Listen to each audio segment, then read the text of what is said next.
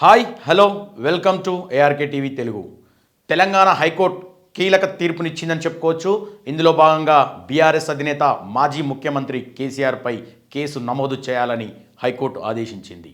అలాగే అప్పటి revenue secretary Naveen మిట్టల్తో పాటు ప్రధాన కార్యదర్శి పైన కేసులు నమోదు చేయాలంటూ ఏసీబీ డైరెక్టర్ జనరల్కు ఆదేశాలు జారీ చేసింది. ఈ సందర్భంగా తదుపరి విచారణకు మరో పిటిషన్తో అటాచ్ చేస్తున్నట్లు డివిజన్ బెంచ్ స్పష్టం చేసింది.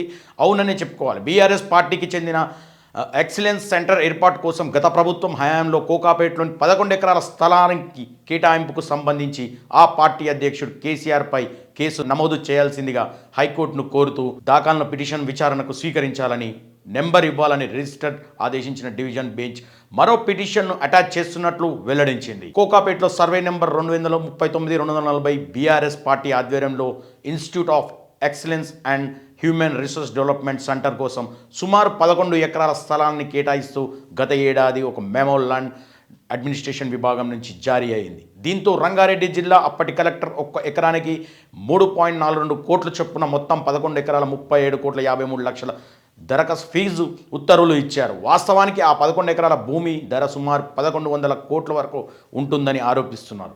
ఈ విషయాన్ని సవాల్ చేస్తూ వెంకటరామరెడ్డి దాఖలు చేసిన ఆ పిటిషన్లో పేర్కొన్నారు.